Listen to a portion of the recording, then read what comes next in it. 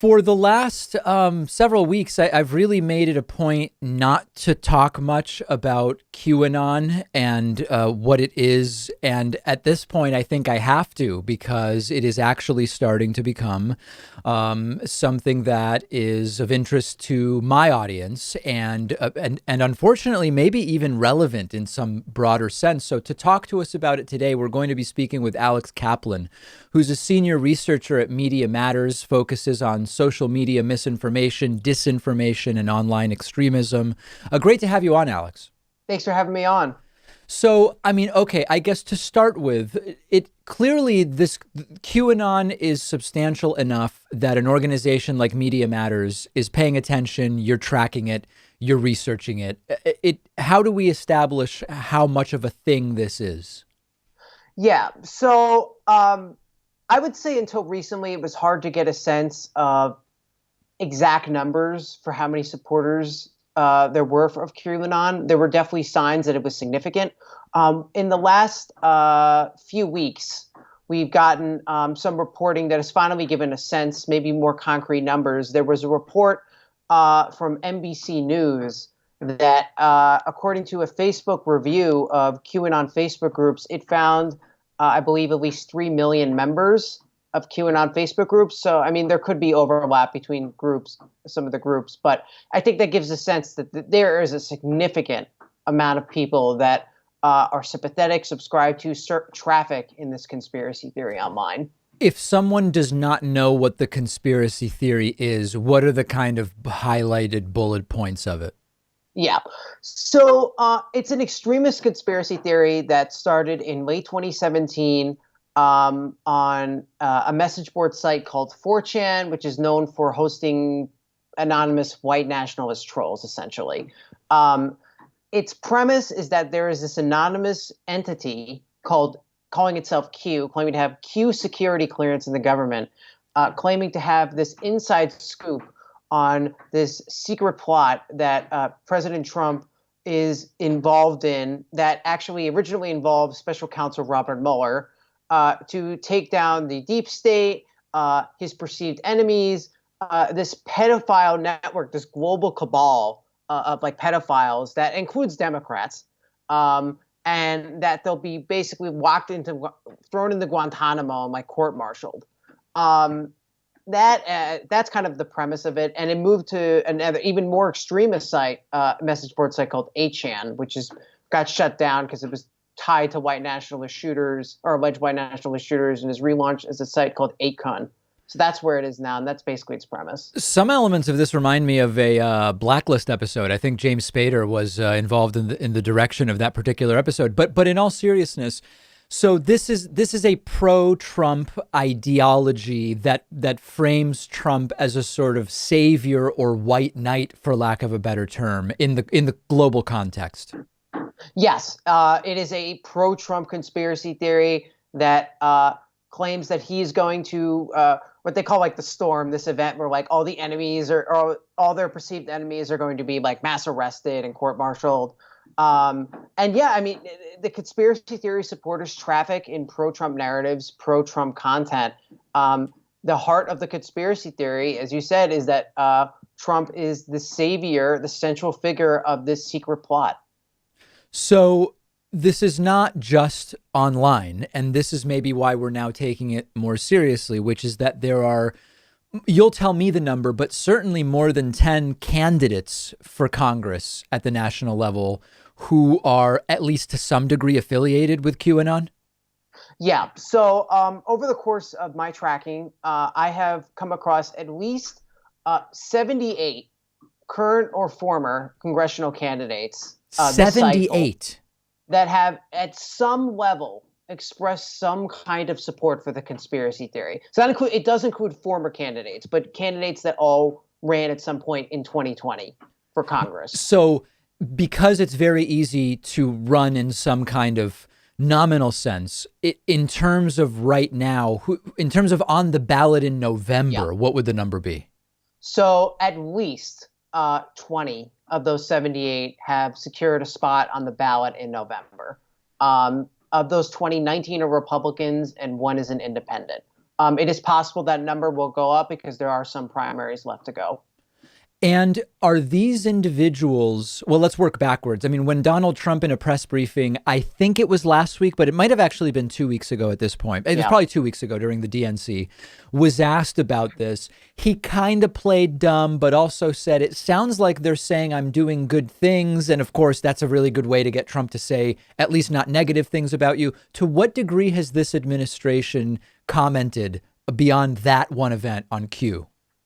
So yeah, as you said, Trump made a comment or remarks saying positive things about the conspiracy theory and its supporters.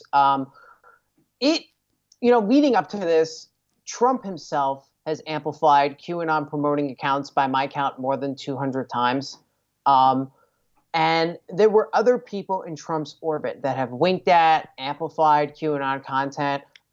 His social media advisor, Dan Scavino, has winked at the conspiracy theory. A few months ago, I found he posted an image on Facebook of a photo that had a Q in it. And I was able to trace it back to a QAnon supporter that had posted it on his Facebook page. His son, one of his sons, Eric Trump, posted a QAnon graphic on Instagram, which he then took down without any explanation. It was a clear QAnon graphic. His former national security advisor, Michael Flynn, in July posted a video of himself taking an oath supporting QAnon, an oath that Q, the entity behind QAnon, had posted, I believe it was a couple of weeks before. And some of his campaign staff have gone on a QAnon YouTube channel. So there were connections before this. We're going to go to a brief break on the podcast, but we'll continue our conversation with Media Matters' Alex Kaplan. You'll find the full conversation on our YouTube channel. So has QAnon inspired acts of real world violence that we can pinpoint? In other words, how serious of a real world threat are some of the people associated?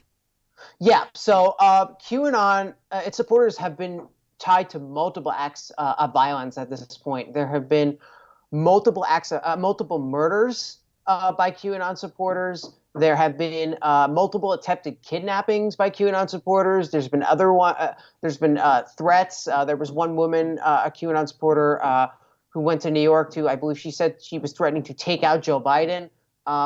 There was another QAnon supporter or a person who expressed support for QAnon who had threatened to kill the governor of Michigan and its attorney general. There are others, but those are just some. But there's multiple others. What are the actual murders that have taken place? The two that I know of, there was a QAnon supporter who killed a mob boss in New York. And I believe the other one was a man who killed, I think it was his brother with a sword. I believe he also affiliated himself with the Proud Boys, besides being a QAnon supporter. We can't necessarily say that it was under the direction or ideology of QAnon that those individual incidents took place. But what we can at least say is that there are people involved who are not, who are certainly willing to do violence, whatever banner it is sort of happening under.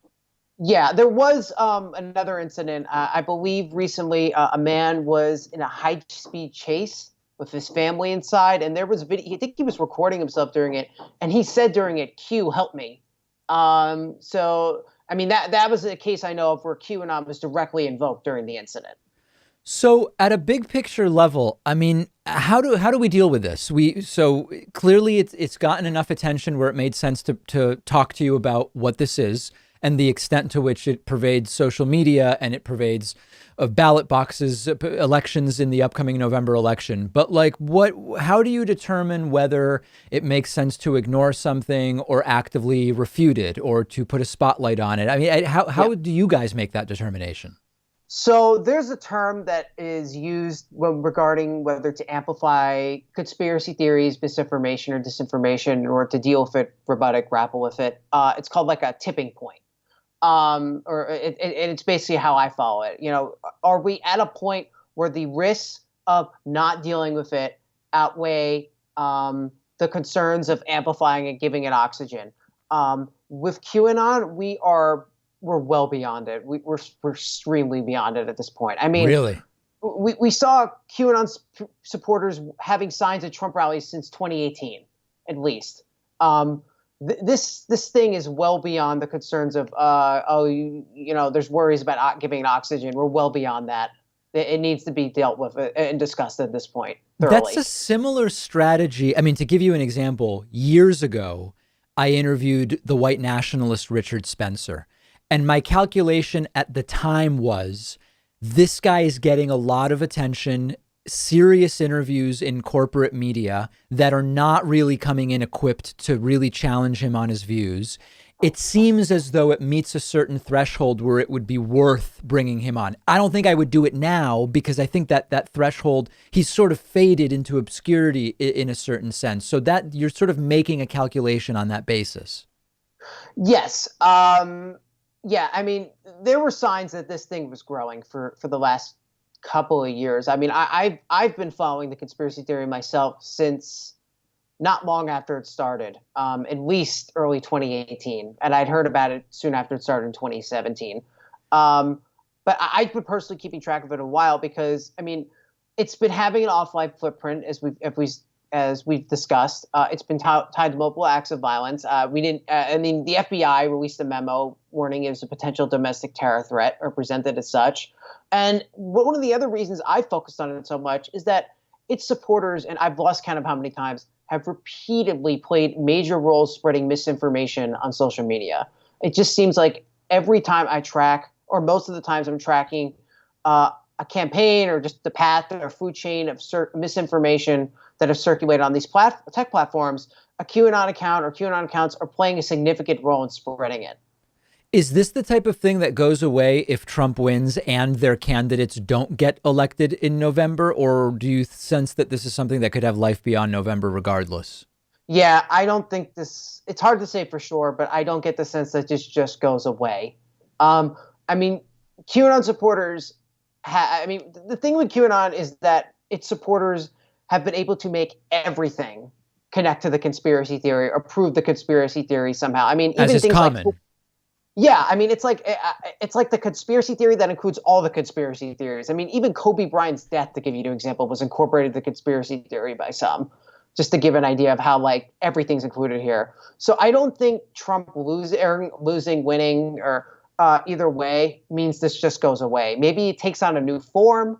It's hard to say for sure, but there's just been so much time for this to grow and develop on the tech platforms that I don't think this just goes away. You mentioned that there are 20 candidates on the ballot in November that are in some way sort of sympathetic to or under the umbrella of QAnon. How many have a shot in your estimation? So I'm relying on the political analysts here, but I think the sense is that two of those have a more significant shot than the others. One of them is Georgia's Marjorie Taylor Greene, Right.